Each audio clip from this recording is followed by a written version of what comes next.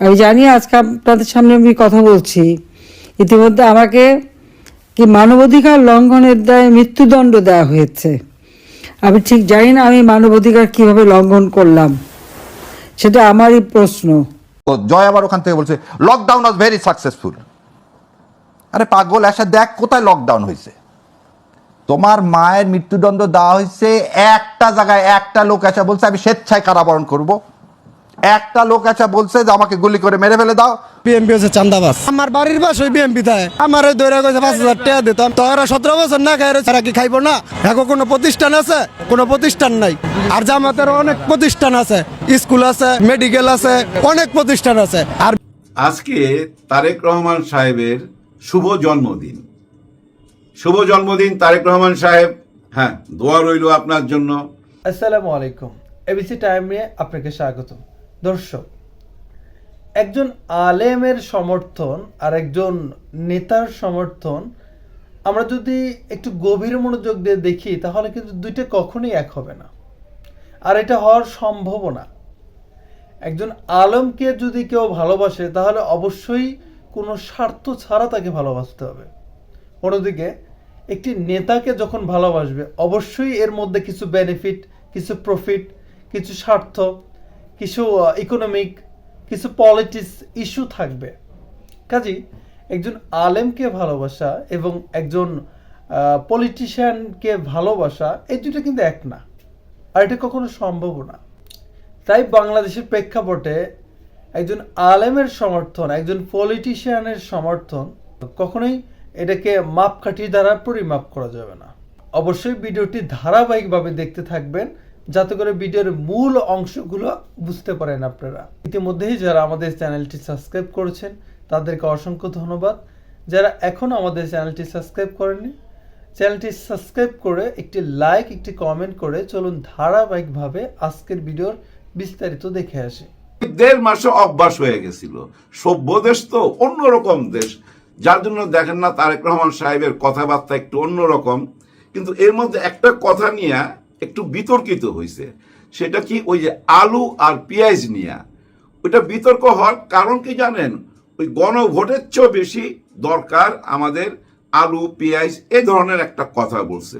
মানে গণভোটটাকে উনি মাইনা নিতে পারতেছে না, মানে এটার মূল্যায়ন করে নাই, যার জন্য এটা সমালোচনা হয়েছে। আসলে কি এটা উনি এই কথাই বুঝাইতে চাইছে, না কৃষকের উন্নতি চাইছে? কিন্তু উন্নতির সঙ্গে ওই যে গণভোট যদি জুইরা না দিত, শুধু যদি বলতো আমি কৃষকের উন্নতি চাই, তাদের বাজেট বাড়াইতে হবে, সেটা কিন্তু হাততালি পাইতো।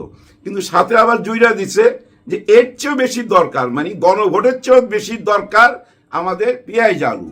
আর গণভোটটা কি? গণভোটটার সাথে তো জড়িত জুলাই গণ অভ্যুত্থান। হ্যাঁ, শহীদদের রক্ত জড়িত। তো ওই রক্তটা যখন না চলে আসে, মানে এইটার চেয়ে এইটা বড়, তখনই সমালোচনা হয়।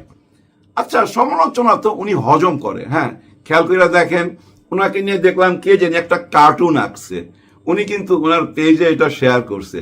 উনি মাইনা নেয়, যেমন আজকের যে জন্মদিন, উনি কিন্তু আগেই বলছেন এই মোমবাতি জ্বালায়া কেক কাইটা কেউ কিন্তু এইসব আনন্দ উৎসব করবা না, উনি আগেই না করছেন। দেশের কাউকে এ ধরনের আনন্দ উৎসব হইচই এগুলা করতে না করছে, ভালো করছে ভাই। কারণ কি জানেন, এগুলা করতে গেলে না আবার ওই যে আমরা দেখছি আওয়ামী লীগ আমলে বঙ্গবন্ধুর কোনো জন্মদিন বা মৃত্যু বার্ষিকী পালন করতে গিয়া স্থানীয়ভাবে মার্কেটে মার্কেটে ওইটা হয়। মুখে আর নামটা নিলাম না, কারণ কি জানেন, যদি চাঁদাবাজ টেন্ডারবাজ এগুলা শব্দ মুখে নেই, অনেকে ধৈর্য নেয় আমি তাদের বিপক্ষে। এই শব্দগুলোই এমন হয়ে গেছে, এটা বললেই এখন অনেকে খেইপা যায় ভাই। হ্যাঁ, খেইপা যায়। যেমন খেইপা গেছে জাতীয়তাবাদী এই যে কালো কোট মানে উকিলরা, ওনারা খেইপা গেছে।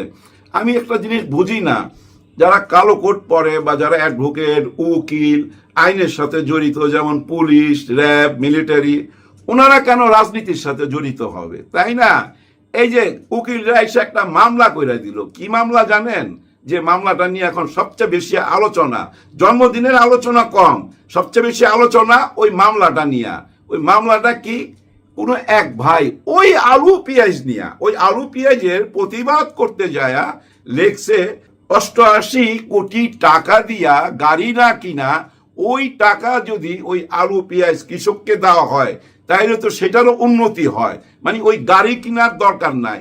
এই যে 88 কোটি টাকার বাজেটটা বইলা দিল, এইটা নিয়ে কিছু উকিল যায় একটা মামলা ঢুকা দিছে, থানায় যায় আবার জিডিটিডিও করছে ভাই, অনেক কিছু করছে, কারণ ওরে খুঁজা বাইর করতে হইব, তো ওরে তো ভাই থানায় ঢুকাইতে হবে, মানে জেলখানায় ঢুকাইতে হবে, তো কারণ তার কত বড় সাহস সে তারেক রহমান সাহেবকে নিয়ে কথা বলে।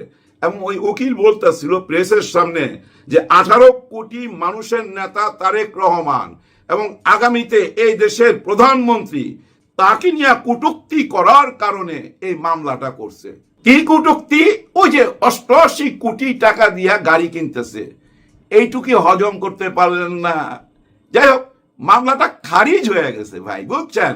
কেন গ্রহণ করবে? যুক্তিটা কি ভাই? আপনি বলেন যুক্তিটা কি?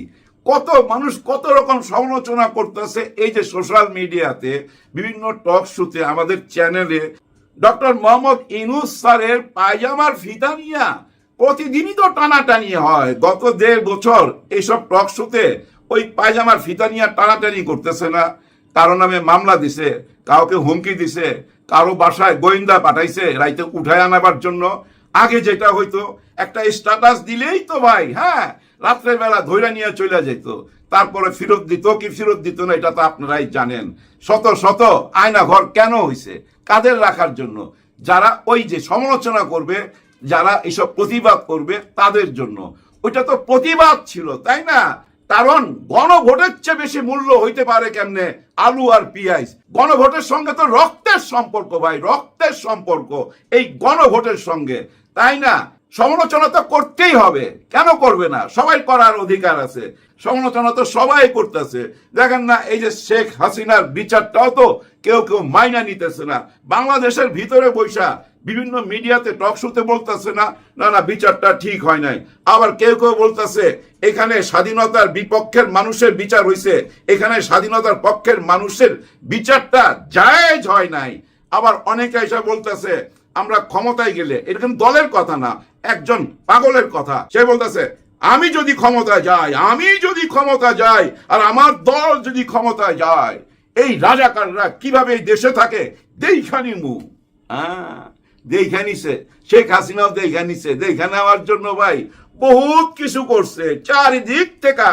আরে গলায় ফাঁসি তো উনারে দেয় নাই, গলায় ফাঁসি দিছে কারে জানেন? ভারতের গলায় ফাঁসি দিছে, তো ভারতের গলায়। আয় হ্যাঁ, এত সহজে ছাইরা দিলে? দেখেন, আন্তর্জাতিক বিচার ট্রাইব্যুনাল একটা আছে, অপরাধ বিচার ট্রাইব্যুনাল। ওইটা কোথায় জানেন? ইতালিতে, রোমে। ওই কোর্টে মামলা করতেছে। মামলা মানে কি জানেন? এই বিচারের সমস্ত রায়, এই যে হাজার হাজার পৃষ্ঠা, সবগুলো এখানে পাঠাইতেছে, অডিও ভিডিও যত রকম প্রমাণ আছে, রাজসাক্ষীর প্রমাণ সহকারে। ওই উচ্চ আদালত মানে সমস্ত মানব অধিকারের বিচার যেখানে যেখানে হয়, তাদেরও তো একটা হেড অফিস আছে। ওই হেড অফিসটা কোথায় জানেন? ওই যে ইটালির রোমে। ওই আদালতে শেখ হাসিনা এবং ওই যে ডাকাত কামালকে ফেরত আনার জন্য আবেদন করতেছে। ডক্টর মোহাম্মদ ইউনূস স্যার তো লড়বে অন্য অ্যাঙ্গেলে, অন্য লেভেলে। তবে আমি একটা জিনিস জানি, বর্তমান উপদেষ্টার মধ্যে যারাই আছে ভাই, হয়তো আপনারা অনেকে অনেক রকম সমালোচনা করবেন, অনেকের নামে অনেক কথা শোনা গেছে, কিন্তু ওনারা সবাই এই দেশপ্রেমিক ভাই। কারণ কি জানেন? ভালোর সাথে থাকলে ভালো হয়ে যেতে বাধ্য হয়তো ভাই। 10টা মূর্খের মধ্যে একজন পণ্ডিত লোককে আপনি বসায় দিয়ে আসেন, 1 মাস পর্যায়ে দেখবেন ওই পণ্ডিত লোকটা না মূর্খের মতো কথা বলতেছে। আবার 10 জন শিক্ষিত লোক, জ্ঞানী লোক, পণ্ডিত লোকের ভিতরে একজন মূর্খরে রাইখা চলে আসেন, দেখবেন সে পণ্ডিত হয়ে গেছে। হ্যাঁ ভাই, এটা বাস্তবতা। হ্যাঁ ভাই ব্রাদার, একজন মূর্খ মানুষকে যদি শিক্ষিতের মধ্যে ছাইরা দেন না, ওই লোকটা জ্ঞানী হয়ে যায়। কেন এই কথাটা বললাম তার আগে একটু ছোট্ট ভূমিকা দেই। আমার ভিডিও যারা দেখেন, একটা জিনিস খেয়াল করবেন, আমি একটা রিক্সার ছবি দেই, যে রিক্সার ছবিতে একটা যুবক এইভাবে পইরা আছে, তার এদিক দিয়ে রক্ত ঝরতেছে, আর এক রিক্সাওয়ালা ভাই, ওই যে মিজান রিক্সাওয়ালা, এইভাবে সিলুট দিছিল যে সেই মিজান সেই লাশটাই না নিয়ে যাইতেছে। কেন দেয় জানেন? এই ছেলেটি বিদ্যা নিকেতন স্কুল অ্যান্ড কলেজের ছাত্র, আর ওই স্কুল অ্যান্ড কলেজে আমার মেয়ে পড়ে। আর ওই স্কুলে যেহেতু আমার মেয়ে পড়ে, যার জন্য আমার বারবার মনে পড়ে গোলাম নাফিজের কথা, শহীদ গোলাম নাফিজ। আর এই শহীদ গোলাম নাফিসকে যে রিক্সাওয়ালা নিয়ে গেছিল, সেই রিক্সাওয়ালা ভাই এখন কোথায়? হ্যাঁ, মিজান সাহেব তো নির্বাচনে দাঁড়ায় গেছে। কোথায় দাঁড়াইছে জানেন? এই যে মির্জা আব্বাস, যেখানে মনে হয় ঢাকা ৮ বোধ হয়, ঢাকা ৮ হয়, যাই হোক ঢাকা ৮ নাকি একটু লেখা জানেন তো। এই যে Mirza Abbas, high heavy weight candidate, ওর সাথে দাঁড়াইছে কে? সেই রিক্সাওয়ালা ভাই মিজান সাহেব। এইভাবে স্যালুট দিছিল যে আজকে সে নমিনেশন নিল। এবং তার পাশে কারা থাকবে? এনসিপি। তাসলিম জারাকে দেখলাম তার পাশে বসে কানে কানে কথা বলতেছে, মানে বুদ্ধি পরামর্শ দিতেছে। আর নাসিরউদ্দিন পাটোয়ারি তার সম্বন্ধে একটা বক্তব্য রাখলো, রাইখা তারে মাইকটা দিল, ভাই সেও ভাই আগুন ঝরা একটা বক্তব্য দিল, তারপরে সবাই স্যালুট দিল। চিন্তা করেন পোলাপানের কাজ কিভাবে ভাই এন্টি মিসাইল বানায়। হ্যাঁ ভাই, আকাশেই ধ্বংস করে দিবে। তো আপনি মিসাইল মারবেন আর ওনারা এন্টি মিসাইল দিয়া ধ্বংস করে দিবে আকাশের মধ্যেই। কিরকম বুদ্ধি, কার সাথে কাকে দাঁড় করায় দিল। এই আসন নিয়ে অনেক আলোচনা হবে, কারণ পুরা মিডিয়া দেখবেন এদিকে ঝাঁপায়া করবে। আপনাদের মনে আছে ওই যে বনানী থেকে দাঁড়াইছিল আমাদের হিরো আলম, আর সাথে কে? ওই যে আরাফাত। হাই হাই, এখন দাঁড়িয়ে রাখছে, আবার এদিক থেকে ফ্রেঞ্চ কাট দাঁড়িয়ে রাখছে, আর চোরের মতো হয়ে গেছে তো চেহারা। এই যে ডাকাইত কামাল কই কেন দেখেন, চেহারার মধ্যে না দাগ টাক কইরা গেছে, একদম পুরা বুঝাই যায় যে আল্লাহর কহর কইরা গেছে, আল্লাহর কহর। আরেকজন তো ভাই মাথার এই যে পরচুলা খুইলা ফালাই দিয়া সেও রাখছে ভাই, রাইখা অন্যরকম চেহারা, মাথায় টাক। যে লোকটা বলছিল বাংলাদেশ আর ভারত স্বামী স্ত্রী, কোনো বুদ্ধিজ্ঞান আছে? ভারতে হচ্ছে মোদি, আমাদের হইল শেখ হাসিনা। ভারত আর বাংলাদেশ যদি স্বামী স্ত্রী বলি, তাহলে আসলে কি দাঁড়ায় বলেন আপনারা? পোলাপান এগুলা নিয়ে মিম বানাবে না, ট্রল করবে না? কেমন কথা, কোনো বুদ্ধি আছে? আসলে বিন্দু মাত্র বুদ্ধি নাই। শেখ হাসিনা তাও তো ভাই কুট বুদ্ধি ছিল, কিন্তু তার ছেলের আবার কিচ্ছু না ভাই, পুরাটাই গোবর। দেখেন বিভিন্ন মিডিয়া আইসা সে বক্তব্য রাখতেছে, ইন্টারভিউ দিতেছে। ইন্টারভিউতে কি বলে জানেন? জঙ্গি সরকার, বাংলাদেশ নাকি জঙ্গিতে ছায়া গেছে, মানে 15 মাসে বাংলাদেশের সবাই জঙ্গি হয়ে গেছে, ডক্টর মোহাম্মদ ইউনূস স্যার জঙ্গিদের নেতা। এরকম বক্তব্য সে দিয়েই যাচ্ছে বিভিন্ন চ্যানেলে। এর মানে কি জানেন? এর মানে হলো একটাই, বাংলাদেশকে জঙ্গি রাজ্য বললে তাদের বড় উপকারটা কি হয় জানেন? বাংলাদেশের আর কোনো ইয়াং ছেলে বিদেশে যাইতে পারবে না লেখাপড়া করতে বা কোনো কাজ করতে, বিদেশ থেকে আর ডলার কামাইতে পারবে না। সারা বিশ্বকে সে জানাই দিতেছে এটা একটা জঙ্গি রাষ্ট্র। তো জঙ্গি রাষ্ট্রের কেউ যদি যাইতে চায় ভিসা পাবে ভাই? ভিসা পাবে না। দেখছেন দেশের কত বড় ক্ষতি করতেছে এই ছেলে। এর মাথায় পুরাটাই গোবর ভাই, কিচ্ছু নাই, শুধু প্রতিশোধ আর প্রতিশোধ।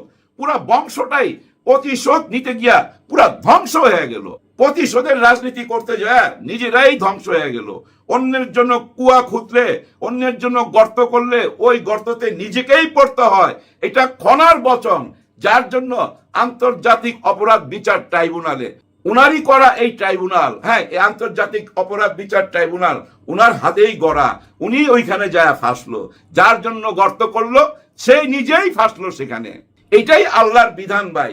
অন্যায় কইরা বাঁচতে পারবেন না ভাই, অন্যায় কইরা বাঁচতে পারবেন না। ওই যে হিটলারের কথা মনে আছে জানেন? একই ঘটনা ঘটছিল। হিটলারের পতনের পর ছোট ছোট বাচ্চারা হাতুড়ি নিয়ে হিটলারের মূর্তি ভাঙতেছে, এরকম ছবি ইন্টারনেটে পাবেন, পাইলে আমি দিয়ে দুমুনি। হ্যাঁ ভাই, নিজের চোখে দেখছি। আরো অনেক ঘটনা যেভাবে আমাদের দেশে ভাঙা হয়েছে, শুধু ভাঙা হয়েছে। কেন ভাঙছে ভাই? ক্ষোভ, মানুষের ভিতরে ক্ষোভ। অন্যায় জুলুম করতে করতে এমন একটা জায়গা নিয়ে গেছিল মানুষের, যার জন্য মানুষ রাস্তায় রক্ত দিবার জন্য ঝাঁপায়া পড়ছে। কিন্তু সেই রক্তের ঋণ অনেকেই শোধ করতে চায় না। অনেকে কেন শোধ করতে চায় না জানেন? জ্বালা। কারণ এই 24 যদি স্বীকৃতি পাওয়া যায় তাহলে তো ওনারা পিছায়া যায়, ওনাদের ব্যবসা বাণিজ্য বন্ধ হয়ে যায়। ওই যে স্বাধীনতার পক্ষের বিপক্ষের ব্যবসা বন্ধ হয়ে যায় না? কারণ আপনারা যাদেরকে স্বাধীনতার বিপক্ষে বললেন তারাই তো আবার 24-এ আমাদেরকে মুক্ত করলো ফ্যাসিবাদ থেকে, এবং ওই যে পার্শ্ববর্তী দেশ থেকে আমাদেরকে আবার মুক্ত করলো। তার মানে পুরো ক্রেডিটটা চলে যায় এদিকে, তাই না? যার জন্য সব কিছুতে না না না না। আর এই নায়ের রাজনীতি মানে নেগেটিভ রাজনীতি আপনাদেরকে কোথায় যে নিয়ে ঠেকাবে আপনারা নিজেরাও জানেন না। দেখেন না, ফেসবুক ইউটিউবে গেলে কত কিছু দেখতেছি আমরা। এখন সমস্ত অন্যায় কিন্তু উঠে আসতেছে, কারণ বাংলাদেশে তো ভাই এখন সাংবাদিকের অভাব নাই। কারণ বাংলাদেশের এখন সবাই সাংবাদিক। আপনার হাতে একটা মোবাইল আছে, আপনিও সাংবাদিক। কারণ কি জানেন, আপনার মুখের ভাষা না থাকুক, আপনি যদি বোবা হন কোনো অসুবিধা নাই, জাস্ট ঘটনাটা তুইলা এই ফেসবুকে ছাইরা দিবেন। এইটা নিয়েই সারা বিশ্বতে আলোচনা হইতে থাকবে। যেভাবে ফাঁসি নিয়ে সারা বিশ্বে আলোচনা হইতাছে, বিশ্বের 600 কোটি মানুষ জাইনা গেছে অপরাধ করার জন্য। অপরাধ বিচার ট্রাইব্যুনালে শেখ হাসিনার আর ওই ডাকাত কামালের বিচার হইছে, তাদেরকে ফাঁসি দিছে। পৃথিবীর 600 কোটি মানুষ জাইনা গেছে। 200 পত্রিকায়, আন্তর্জাতিক 200 পত্রিকায় এই নিউজ হেডলাইন হইছে। বুঝছেন তো কোথায় গিয়া পৌঁছাইছে? এখন কিন্তু শেখ হাসিনা না, এখন শেখ হাসিনা ফাঁসির আসামি এবং অপরাধের লিস্টের 1 নম্বরে। 1400 মানুষকে 36 দিনে হত্যা করছে, 24,000 মানুষকে পঙ্গু করছে, কারো হাত নাই, কারো চোখ নাই, কারো পা নাই, এমন অবস্থা কইরা ছাড়ছে একজন স্বৈরা শাসক, যার কথা পৃথিবীর লোক যাই না গেছে। তো এখন ভারত যত রকমই নখরামি করুক, ওনাকে যদি না দেয় এটা তার জন্য কাল হয়ে দাঁড়াবে। সারা বিশ্বের কাছে ভারতই ছোট হবে, আমরা ছোট হব না। আমাদের মাথা আর নত হবে না তো ভাই, কারো কাছেই নত হবে না। কারণ কি জানেন, ডক্টর মোহাম্মদ ইউনূস স্যার এমন একটা সিস্টেম চালু কইরা দিয়ে যাইতাছে, সব কিছুই কিন্তু উল্টাপাল্টা কইরা ফালাইছে। আগামী নির্বাচন আসতে আসতে আপনারা বুঝতে পারবেন, ওনারা এখনো খালি ওই একই কথা বইলা বেড়ায়। নির্বাচন ঠিক মতো হবে তো, সুষ্ঠু নির্বাচন হবে তো, পাতানো নির্বাচন তো হবে না। এই ধরনের প্রশ্নগুলো যখনই করে, তখনই মানুষের মনের মধ্যে ভাই একটা জিনিসই ফুইটা উঠে, এরা কি আসলে রাজনীতি বুঝে না, নাকি ইচ্ছা করে এমন করে, নাকি কারো ইশারায় এরা নাচে? এরকম প্রশ্ন চলে আসে, তাই না? যাই হোক, আমরা ওইসব প্রশ্নের মধ্যে যাইতে চাই না। সুষ্ঠু সুন্দর একটা নির্বাচন চাই। কারণ কি জানেন, আগামী নির্বাচনটা শুধু ক্ষমতা হস্তান্তরের নির্বাচন না। আগামী নির্বাচনটা এক দলকে আরেক দল শুধু ক্ষমতা বুঝাই দিবে এমন কোন নির্বাচন না। আগামী নির্বাচনটা কি? আগামী নির্বাচনটা হলো, যে দেশটা ক্ষয়ে গেছিল, যে দেশটা পাপে ডুইবা গেছিল, সেই দেশটা চান নাকি নতুন বাংলাদেশ চান? হ্যাঁ আর না বইলা যান। সবার জন্য সবাই দোয়া করবেন। আল্লাহ হাফেজ।